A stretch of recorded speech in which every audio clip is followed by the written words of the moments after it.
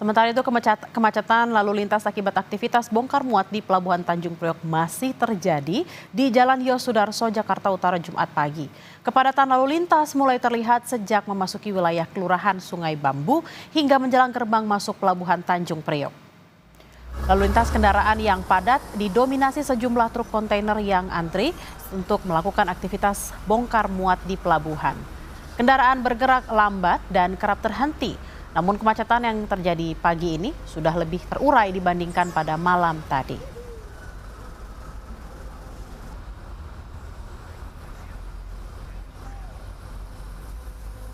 Kemacetan parah yang terjadi di Jalan Yosudarso menuju Pelabuhan Tanjung Priok, Jakarta Utara sejak Kamis kemarin.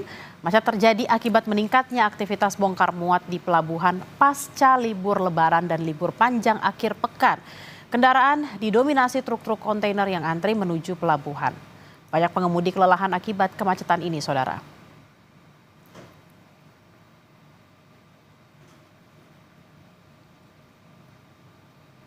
Pak KSOP bahwa kita sudah mengecek ya terkait dengan sistem di Denpas dan dipastikan tidak ada error sistem, namun ini semata-mata memang terjadi peningkatan volume yang cukup luar biasa pada Lebaran dan besok menjelang libur panjang, sehingga kan orang berbondong-bondong melakukan disiplin atau delivery. Kemudian kami juga mohon maaf ya atas ketidaknyamanan mungkin pada para pengguna jasa pelabuhan ataupun pengguna jalan ya di seputaran Tanjung Priok, karena ini berimbas ke kemacetan di area Tanjung Priok.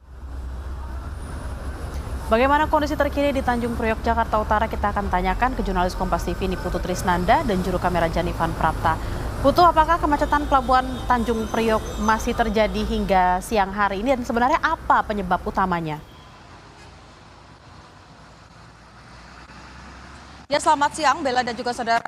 Situasi di kawasan pintu masuk Tanjung Priok atau Pelabuhan Tanjung Priok ini memang masih terpantau padat begitu ya. Walaupun tidak separah kemarin di mana kendaraan-kendaraan ini harus mematikan mesin mereka, tapi kepadatan ini masih terjadi, terutama jalanan-jalanan di kawasan Tanjung Priok ini, bahkan dari pintu exit tol Pelabuhan alami kemacetan dan didominasi oleh kendaraan-kendaraan besar, termasuk salah satunya adalah truk-truk pengangkut logistik yang memang harus masuk ke pelabuhan untuk mengirimkan barang-barang mereka. Ada beberapa faktor sebetulnya yang mempengaruhi Bella dan juga saudara. Yang pertama, memang di dalam sendiri ini antriannya cukup panjang, di mana kendaraan-kendaraan ini masih mengantri untuk memasukkan muatan mereka ke dalam pelabuhan begitu ya. Tapi tadi saya juga berbincang dengan sejumlah supir begitu yang sudah ada di jalanan, ada yang misalnya dari Cikarang biasanya hanya 1 jam, tapi mencapai 4 jam. Bahkan ada sekitar dari pukul jam 8 malam kemarin, tapi sampai dengan saat ini belum bisa masuk ke area dalam karena harus mengantre. Tadi dari perbincangan yang kami lakukan begitu ya dengan salah satu sopir bernama Urip, ini menyatakan bahwa selain memang jumlahnya ini cukup banyak dengan adanya kemarin sempat terbatas begitu, ada libur panjang masa Lebaran, tapi juga ada sistem yang kemudian ini mengalami gangguan sehingga ini memperlambat proses di mana truk-truk yang membawa kontainer ini agak kesulitan begitu atau tidak langsung mendapatkan posisi menaruh kontainernya mau ditaruh di blok yang mana.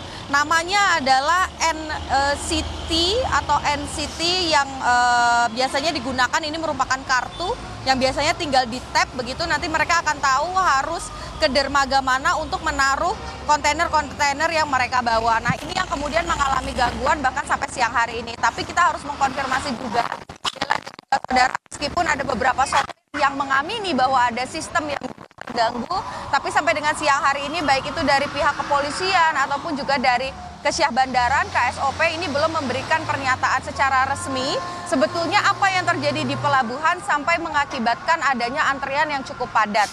Memang kalau Anda lihat situasinya saat ini Bella dan juga saudara, ini lebih mending begitu ya kalau dibandingkan dengan hari tadi, di mana kendaraan sama sekali tidak bergerak, bahkan harus mematikan mesin. Tapi kalau saya lihat ini memang beberapa sudah ada yang kemudian kemudian bisa bergerak tapi tidak langsung masuk ke area pelabuhan, melainkan diputar terlebih dahulu. Ini merupakan upaya dari polisi lalu lintas begitu untuk mengatur agar tidak ada penumpukan total, sehingga kendaraan-kendaraan yang sekiranya belum bisa masuk ke area pelabuhan ini diputar terlebih dahulu di area Tanjung Priok.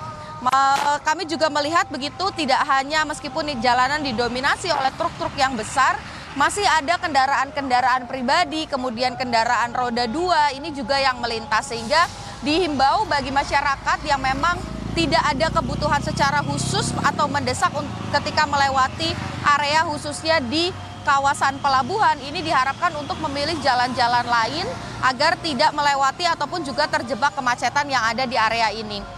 Tadi juga kami mencoba mengkonfirmasi begitu ya ke beberapa sopir ini mengalami kelelahan, Bella dan juga saudara, karena bagi mereka yang belum mendapatkan kesempatan untuk mengantri di area dalam, ini membuat mereka harus beristirahat di kendaraannya masing-masing.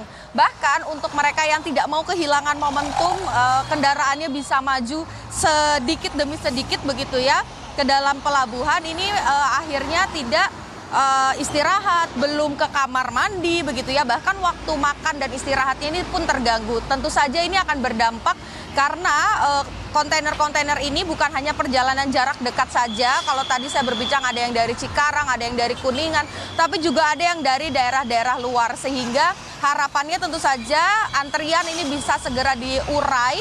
Kemudian jika memang ada gangguan pada sistem yang terjadi di area pelabuhan ini segera diperbaiki supaya sopir-sopir ini bisa menurunkan muatannya, beristirahat terlebih dahulu sebelum nantinya melanjutkan perjalanan lagi. Karena kalau dibiarkan tentu saja ini akan berbahaya ketika mereka harus kembali ke daerah asalnya dengan kondisi yang tidak prima. Tentu ini bukan hanya berbahaya bagi pengendara dan kendaraannya saja, tapi juga untuk kendaraan-kendaraan lain yang ada di sekitarnya. Bella.